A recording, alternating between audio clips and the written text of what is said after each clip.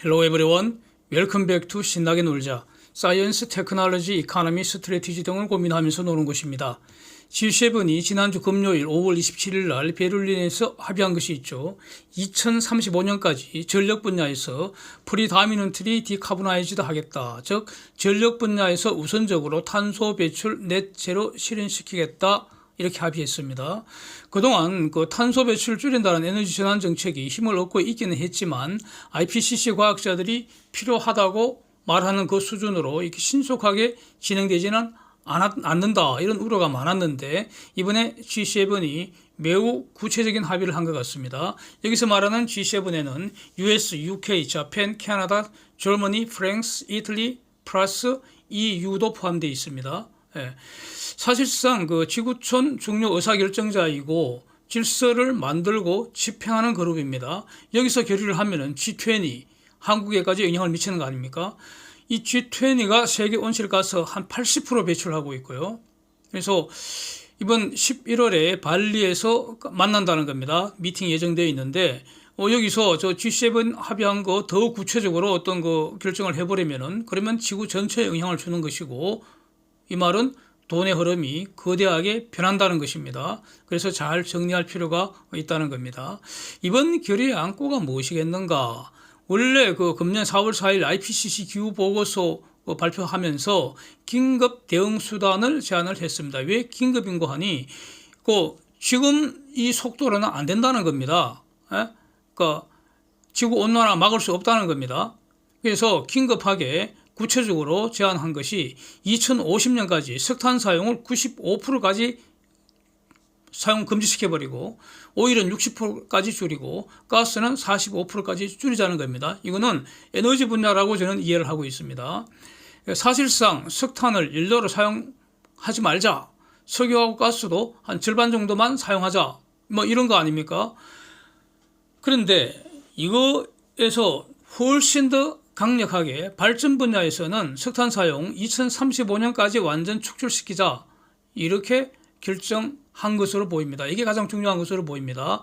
Eventual Phase Out of Coal Power Generation, 이겁니다. 석탄 발전 분야는 2035년까지 문 닫는다, 이겁니다. 여기서 이제 제가 볼 때 좀 주의할 거라고 이렇게 지적하고 싶은 거는 화석 연료 사용을 무조건 전면 금지가 아닙니다. 온실가스 배출이 감소하는 국가들은 가령 탄소를 부지런히 포집한다거나 이렇게 해서 온실가스 배출 총량이 감소하는 국가들은 화석 연료 계속 사용할 수 있습니다. 화석 연료를 태우는 과정에서 발생하는 에너지는 꼭 필요합니다. 여기서 이제 탄소 배출이 문제되기 때문에 탄소 배출 안 할 수 있다면 그럼 당연히 사용할 수 있다는 겁니다. 네. 그래서 지금 구체적 액션 지침 한 2개 정도 이게 주목을 해야 할 것 같습니다. 우선적으로 국제적인 화석 연료 프로젝트에 더 이상 공공자금, 세금 이런 거 사용 안 한다, 못 한다, 파이낸싱 안 해준다, 이겁니다. 특히 신규 석탄 발전소 프로젝트에는 공공자금 지원 절대 없다, 이겁니다. 자, 이렇게 하면은 대략 연간 한 180억 불 정도 클린 에너지 분야로 자금이 흘러가도록 이렇게 유도할 수 있겠다, 이렇게 워싱턴 포스트가 보도를 했습니다. 공공자금이 해외의 화석 연료 프로젝트에 집행되지 못하게 하겠다, 이런 조치 같으면 이거는 국가별 프로젝트는 당연히 적용이 될 텐데 한 국가 내에서 국가 차원에서 화석 연료 프로젝트 진행하는 거 이거는 막지는 못합니다. 국가의 주권과 관련된 문제이기 때문에 이거는 각 국가가 자발적으로 이렇게 여기에 참여를 해야 되는데 그렇지 않은 국가들은 강제로 막을 방법은 없습니다. 그래서 문제는 이 워싱턴 포스트가 이런 국가 예로 중공, 일본, 한국을 거론을 한다는 겁니다. 중공은 당연히 이해가 되는데 일본의 경우에도요. 일본은 저는 G7에서 책임이 있게 행동한다고 봅니다. 저는 다만 일본은 G7 중에서도 석탄 발전 비중이 특히 높아서 영향을 좀 더 크게 받을 수는 있습니다. 그런데 한국을 왜 포함했느냐 이거죠. 한국은 세계 에너지 기구 2020년 자료를 보면은 발전 원별 정량한 거 보면은 그 세계 평균이 석탄 35.4%, 원자력 10%, 가스 23% 이런데 그 당시 그 한국은 가스 32%나 되고요. 석탄은 30%입니다. 석탄 비중이 높긴 높지만 평균보다 낮고 세계 평균보다 낮고 가스는 평균보다 훨씬 높습니다. 가스 발전을 말하는 것이죠. 원자력은 19%이고요. 그래서 세계 평균보다 석탄 비중이 더 낮고 가스 비중이 더 높은데 왜 집어넣었는지 뭐 안 좋은 내용이니까 좀 속상하죠. 다음으로 이제 그 의미 있는 것이 보조금 중단의 문제인 것 같습니다. 그러니까 각국이 화석 연료에 대한 보조금 모조리 없애기로 언제까지? 2025년까지 이렇게 예전에 합의한 거 이거 다시 재확인하고요. 그다음에 그 국제적인 프로젝트에서 화석 연료에 대한 보조금은 금년 말까지 완전히 없애기로 목표를 정했는데 이것도 다시 확인한다는 겁니다. 이것을 추진한다는 거죠. 구체적으로. 그리고 이제 의미 있는 것이 전쟁으로 인한 일시적 화석 연료에 대한 보조금은 반드시 일시적으로 해야 한다. 이걸 강조를 했습니다. 무슨 말인가 하니 러시아의 유크레인 침략 이후에 화석 연료 가격이 폭등을 해서 그래서 기업과 개인에게 보조금 지급 이걸 이제 이게 완전히 정치적으로 이제 결정을 하게 됐는데 화석 연료에 보조금을 주게 되면은 그러면은 화석 연료 의존성을 더 키울 거 아닙니까? 그래서는 안 되니까 이 화석 연료에 대한 보조금 지급이라는 이 구제 수단은 일시적으로 사용해야 한다. 그러니까 단기적으로만 사용해야 한다. 이렇게 촉구를 했습니다. 이제 이 과정에서 제가 여러 특히 기억에 남는 문장이 독일 기후 장관이 한 말입니다. cannot contain. cannot contain. 좀 더 자세히 한번 설명해 보겠습니다. 배경은 이렇습니다. 제가 배경 설명을 하겠습니다. 지금 산업화 이전에 대기 중의 CO2 농도는 278 ppm이었습니다. 근데 지금은 413 ppm 이상으로 계속 늘어나고 있다는 겁니다. 기후 재앙을 막으려면은 산업화 이전보다도 온도가 1.5도 이상 올라가서는 안 된다는 거죠. 지금 1.1도 올라가 있는 상태라는 겁니다. 근데 온도 올라가는 거는 이산화탄소 농도가 자꾸 많아지면은 온도가 더 빨리 올라간다는 거 아닙니까? 그래서 지금은 이 넷제로 시행 이것만 갖고도 기후 재앙을 피할 수 없고요. 지금은 대기 중의 CO2 농도를 줄이는 일도 해야 된다는 겁니다. 그래서 지금 cannot contain이라는 말은 현재도 이미 대기 중 CO2 농도는 기후 상승 1.5도씨 이내로 막을 수 없을 만큼 많다. cannot contain 이런 겁니다. 그래서 이번 말 저는 참 의미 있게 감명 깊게 들었기 때문에 읽었기 때문에 그대로 사진을 한번 올려보겠습니다. 네. Whatever we can do won't be enough to reach 1.5 as a maximum of global warming. We shouldn't say now that if we can't reach the target, we must give up. The opposite is true. The opposite is true. 예. 우리가 무슨 짓을 해도 1.5도 이상 오르지 못하도록 막기에는 지금 충분하지 않다는 겁니다. 예. 이게 cannot contain입니다. 그래서 아무리 노력해도 목표 달성 못할 것 같다고 해서 포기하자고 말해서는 안 된다는 겁니다. 그 반대로 포기하지 않는 것이 맞다는 겁니다. The opposite is true. 예. 그래서 지금 the only question we have to face today. 예? 오늘 우리가 직면해야 할 진짜 유일한 question, 문제, 질문, 이런 거, 결의 이런 거는 how can we act in the coming years? 앞으로 장래에 있어서 우리가 어떻게 행동할 것인지 그거 지금 고민하고 결정해야 된다는 거 이런 취지입니다. 그래서 독일 장관 말 배경을 좀 더 한번 설명해 보겠습니다. 네, 네. 제가 지식 자랑 좀 하겠습니다. 네. IPCC가 주장하기를 2030년까지 탄소 배출을 2010년 배출량인 330억 톤의 대략 45% 수준으로 줄여야 한다는 겁니다. IPCC 주장입니다. 이렇게 못하면은 기후재앙 온다는 겁니다. 온도가 1.5도 이상으로 올라가서 기후재앙 온다는 겁니다. 예, 트리거, 방아쇠 당겨진다는 거죠. 그렇게 다시 말하면은 2010년에 탄소 배출이 330억 톤이었는데 2030년까지 탄소 배출을 150억 톤 이내로 줄여야 한다는 겁니다. 안 줄이면 못 산다는 겁니다. 죽는다는 겁니다. 간단히 말하면. 그리고 이제 2050년이 되면은 지구가 탄소 순환 체계를 통해서 탄소를 흡수하잖아요. 뭐 식물의 광합성을 위해서 이렇게 흡수하는데, 그래서 탄소 순환 체계에서 탄소를 흡수하는 그만큼만 신규 배출해야 한다. 그래서 그 대기 중에 이산화탄소 농도가 증가하는 일이 없어야 한다. 이게 넷제로이고 탄소 중립입니다. 이렇게 해야지 1.5도씨 그 온도 상승 이내로 컨테인 할 수 있다. 이렇게 해야지 can contain 할 수 있는데, 지금 상태로서는 cannot contain이라는 겁니다. 예.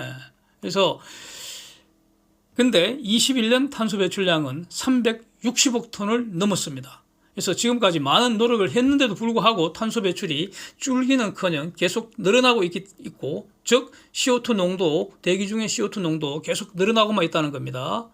이대로 가면은 바로 앞에서 기다리는 것은 기후 대재앙이라는 겁니다. 그래서 이 재앙을 막아야 하니까 G7 의지는 매우 단호하고 앞으로 점점 더 구체적으로 강력하게 탄소 배출 규제될 거 분명하다 이겁니다. 예. 그래서 규제하면은 돈의 흐름이 달라지지 않습니까? 예. 돈의 물길이 달라집니다. 예. We now need concrete action. not just words. 말이 아니라 이게 행동이, 확실한 행동이 필요하다. 뭐 이러고 있습니다. 자, 이건 총론인데, 총론은 누구나 이의가 없습니다. 예. 근데 강론에 있어서는 국가마다 조금씩 다른 것 같습니다. 이게 문제죠.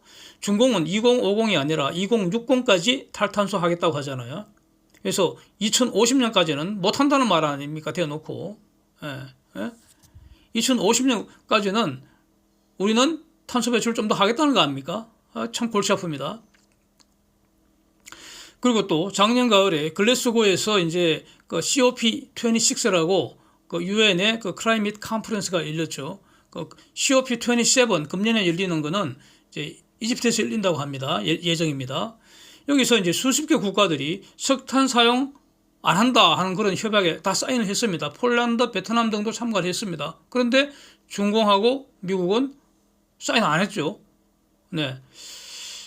그렇다고 해서 미국이 탈탄소 반대하는 것도 아니고요. 상당히, 제가 보기에는 그렇습니다. 상당히 모범적으로 지금 탈탄소 정책 진행한다고 이렇게 평가할 수 있을 것 같습니다. 그리고 G7 내에서 지금 저런 어떤 그 결의도 그 주도를 하고 있지 않습니까? 그래서 G7 내에서 하는 약속은 잘 지킨다고 저는 평가가 되는데, 이런 거는 EIA, 그 미국의 에너지 정보청 이 데이터를 가만히 보면은 이런 말 이렇게 그 수긍할 수 있다고 봅니다. 사진 한번 보시면은 미국의 CO2 배출 총량 지속적으로 감소되고 있습니다. 그렇죠. 지구 전체는 늘어나고 있는데 미국은 감소하고 있잖아요. 그런데도 불구하고 그 기간 동안 미국 경제는 성장했잖아요. 그러니까 일반적으로 경제가 성장하면은 탄소 배출도 늘어나게 되는데, 왜냐하면은 탄소 배출이라는 것은 에너지 사용의 그 쓰레기라고 할 수 있으니까. 그런데 미국은 경제가 성장하면서도 불구하고 탄소 배출은 줄어들고 있다. 그래서 매우 모범적입니다. 다른 사진 보면은 미국이 이제 석탄 발전을 가스 발전으로 대체하는 정도를 볼 수가 있는데, 먼저 보는 사진을 좀 뭐 이렇게 사인 커브 비슷하게 이렇게 위로 올라가지 않습니까? 우상향하는 사인 커브. 제가 가스 발전의 주기성 이렇게 이름 한번 붙여봤는데, 여름의 전력 피크치에 가스 발전이 최대가 되는 모습입니다. 그러니까 전력 수요 피크치가 여름에 발생하고 있고, 그 피크치에 대한 수요 충족해주기 위해서 한계 발전을 가스가 담당했다. 이런 의미죠. 전력 피크치 여름에 온다는 거 확인되는 거고요. 그래서 금년 1월 데이터를 가지고 보면은 가스 발전 최고 비율이 36%나 되고 석탄은 23%에 불과합니다. 미국은. 그리고 계속 석탄 발전이 가스 발전으로 대체되고 있다는 걸 또 아래에서 보게 됩니다. 2017년에서 21년까지 5년간 가스는 33%였는데 5년 평균이 지금 36%로 늘었다는 것이고, 석탄 평균 27%였는데 지금 23%로 줄었다는 겁니다. 금년에 보니까. 그래서 미국은 석탄 발전 계속 감소하고 있다.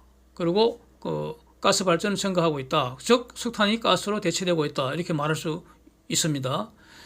여기서 또 다른 팩트를 체크할 수 있는데, 전력을 1kWh 생산할 때 석탄은 CO2 1000g 내뿜고 가스는 486g 내뿜습니다. 그래서 석탄 발전을 가스 발전으로 대체하면은 킬로와트아워당 한 500g 이상 이산화탄소 배출을 줄일 수 있다는 겁니다. 요거는 발전할 때 그렇고요. 가령 그 배를 중유 태우는 대신에 LNG 태워서 가면은 그 CO2 배출이 대략 최소 30% 이상 줄어든다는 거 아닙니까? 뭐 그래서 지금 그 LNG 추진선이 지금 각광을 받고 있는 이런 상황이죠. 뿐만 아니라 가스에는 석탄을 태우면은 각종 질소산화물이나 황산화물이나 미세먼지 이런 오염물질 범벅인데 가스는 청정에너지입니다. 그래서 뭐 CO2 외에는 그 나쁜 게 별로 나오질 않습니다. 그래서 가스는 청정에너지라 그러고 석탄은 더러운 에너지다 이렇게 말하는데 문제는 석탄은 싸고 가스는 비싸다는 겁니다. 돈이 문제입니다. 사진 한번 보시면은 한전의 발전 단가 볼 수 있는데요. 전력 구입 단가니까 뭐 발전 단가를 볼 수 있습니다. 22년 4월 1일 기준으로 원자력은 53원, 가스는 229원, 석탄은 162원, 신재생 에너지는 208원 per kWh입니다. 그래서 석탄을 가스로 대체한다는 것은 싸지만 더러운 연료를 비싸지만 깨끗한 연료로 바꾸어 사용한다. 이 말이 있기 때문에 에너지 가격 상승이 불가피합니다. 그래서 에너지 가격 상승 최대한 억제하기 위해서 이제 원자력과의 에너지 믹스 특히 중요하다. 이게 다시 확인이 됩니다. 여기서 이제 근본적인 문제를 제가 한번 제시를 해보겠습니다. 원자력하고 신재생 에너지는 태풍입니다. 태양하고 풍력, 태양력, 풍력. 요거는 태양력, 태풍은 경제성 원칙에 따라 되는 만큼 이제 쓰는 거 당연히 쓰는 것이고요. 그래서 원자력하고 태풍은 일단 제외하고 문제는 석탄을 가스로 대체할 수 있습니다. 그게 맞다고 보고요. 그러면 가스를 어떻게 할 것이냐 이겁니다. 가스로부터 에너지 어떻게 할 것이냐 이겁니다. 물론 에너지 꼭 필요하거든요. 에너지 없이는 생명도 없고요. 지속적인 경제성장과 복지를 위해서는 에너지는 필수 불가결인데 그걸 전부 태풍이나 원자력만으로 충당할 수는 없다고 봅니다. 그리고 가스 사용은 결국 더 늘어나게 되리라고 봅니다. 저는. 그럼 이거 어떻게 할 것이냐 이겁니다. 대안을 제시해야 되지 않습니까? 근본적인 옵션이 두 개 아닐까 싶습니다. 이 탄소는 땅 속에 수천 년 파묻혀 있던 것을 캐냈기 때문에 문제됩니다. 캐내서 공기로 대기 중으로 보냈기 때문에 문제가 됩니다. 대기 중으로 안 보내면 됩니다. 여기서 옵션이 두 개가 가능한 것 같습니다. 옵션 1은 가스 포올린 현장에서 바로 액화수소를 만들어버리고 탄소는 재활용할 수 있으면 재활용하고 남는 탄소, 그게 문제니까 바로 현장에서 땅속으로 파묻어 버린다는 겁니다. 가스는 CH4니까 탄소 하나에 수소 4개 있는 거니까 수소는 우리가 갖다 쓰고요. 탄소는 바로 나온 곳으로 돌려보낸다. 만약에 이게 된다면 액화 이산화탄소 운반선 필요 없겠죠. 그때는 이제 액화 수소 운반선이 필요하겠죠. 옵션 2는 지금처럼 사용하는 방식대로 사용 장소에서 가스를 계속 사용하면서 탄소 포집기를 설치하도록 하는 것이죠. 그렇게 되면은 액화 이산화탄소 운반선은 꼭 필요하고 액화 수소 운반선은 필요 없겠죠. 어느 경우나 에너지 비용은 상승하는데 탄소 포집기 효율 높아지고 비용 저렴해지고 널리 이렇게 상용화가 되는 것이 관건일 겁니다. 결정 기준은 경제성입니다. 그런데 제가 볼 때는 옵션 2로 가지 않을까 저는 이렇게 보고 있습니다. 이 가운데 이걸 결정하는 요소는 결국 탄소 포집 기술 이겁니다. 그래서 앞으로 탄소 포집 분야 기술 어떻게 전개되어 나가는지 한번 관심을 갖고 계속 한번 추적해 보겠습니다. Thanks for watching. See you next.